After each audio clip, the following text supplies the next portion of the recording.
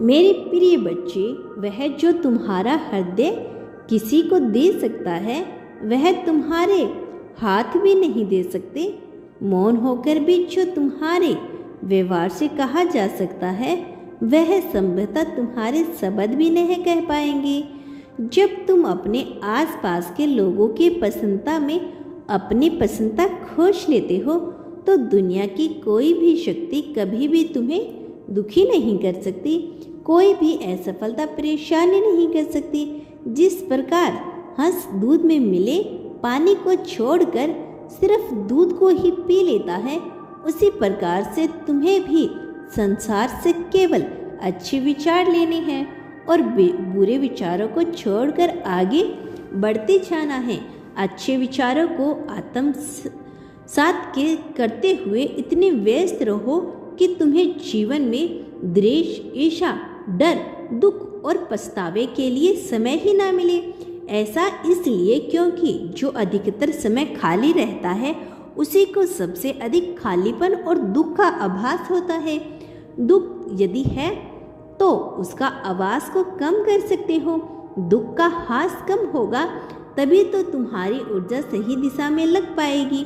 मेरी बच्ची, तुम्हारा मन जितना साफ होगा, उतनी ही आसानी से यह संसार के मस्त आर पार हो जाओगे। मन जितना निर्बल होगा, कर्म भी उतने ही बलवान होंगे।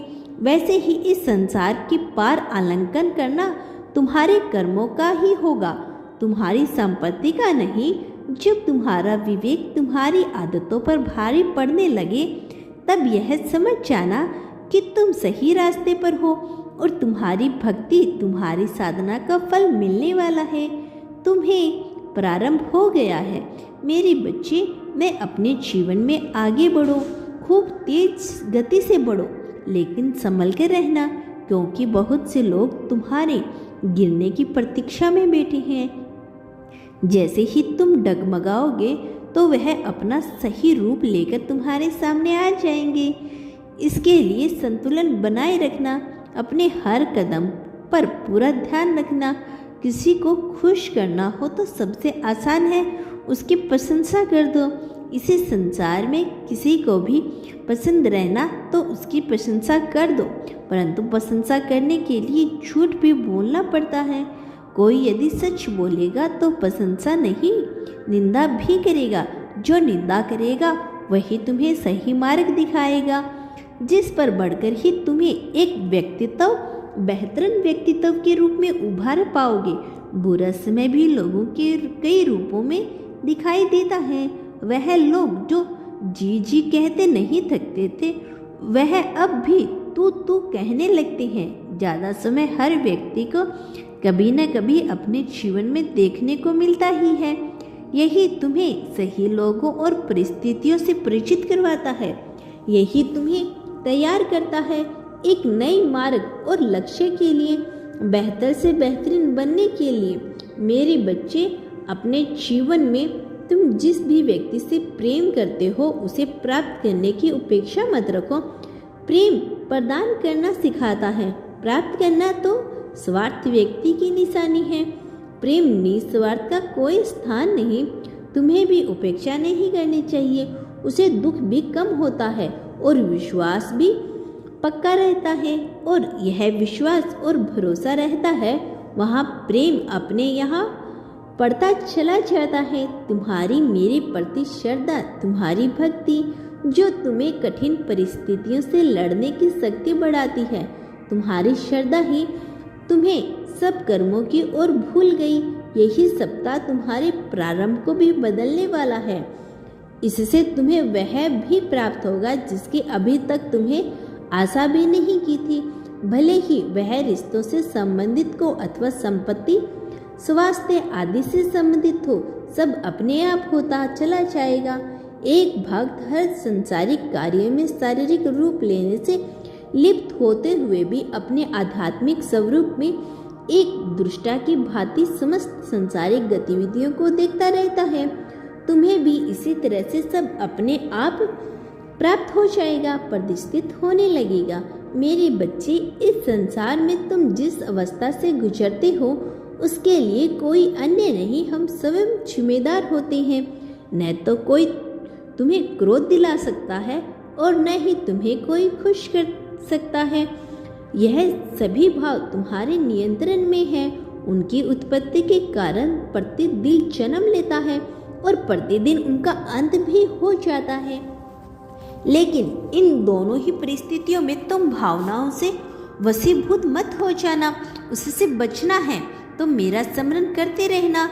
मैं यह नहीं कहता कि तुम कुछ भी अनुभूति करना ही बंद कर दो, परंतु भावनाओं के वश में मत हो जाओ, अपने वश में रखो, तभी तुम प्रत्येक परिस्थिति में अपने लक्ष्य पर पूर्ण ध्यान केंद्रित कर पाओगी। मेरे बच्चे, अपने जीवन में सदैव ऐसे लोगों को स्थान दो जो तुम्हारी कमियों को देखकर भी तुम्हारा साथ न छोड़े। तुम्हारी प्रतिभा देखकर समस्त संसार ही तुम्हारा साथ दे देगा।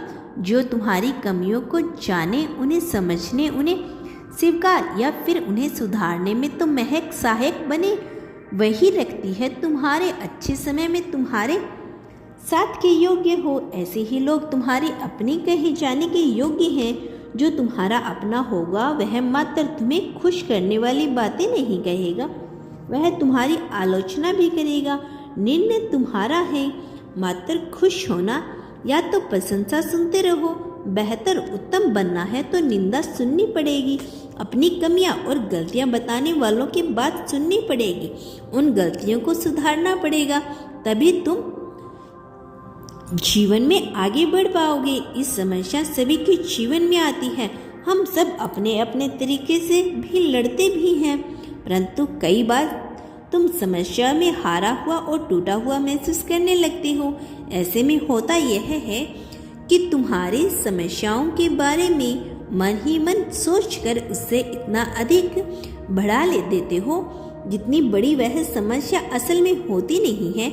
जैसे किसी हाथी को उसके सामने खड़ा जीव अपना कद का दुगना दिखाई पड़ता है, उसी प्रकार से तुम्हें भी वह समस्या दुगनी और कठिन बड़ी प्रतीत होने लगती है। ऐसा करना छोड़ दो।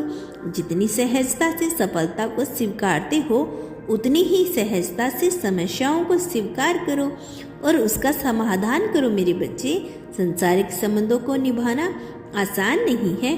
उसके लिए कई बार सहमत न होते हुए भी सामने वाले की बात को समझने का प्रयास करना पड़ता है। सामने वाले से कोई भूल हो जाए तो उसे क्षमा भी करना पड़ता है। किसी को क्षमा करना हमें बड़ा ही बनाता है। इससे हमारे और सामने वाले मन को शांति भी मिलती है। तुम्हारा कल्याण हो मेरे बच्चे। मैं सदैव तुम्हारे साथ हूँ। मेरा आशीर्वाद सदैव तुम्हारे साथ है। सदा आनंदित रहो मेरे बच्चे। मैं जल्द लौटूंगा अपना अगले संदेश लेकर। क्या तुम आगे भी मेरे संदेश को सुनना चाहते हो तो कमेंट करके अवश्य बताना। और यदि आप इस चैनल पर नए हैं तो चैनल को सब्सक्राइब करना मत भूलना। धन्यवाद।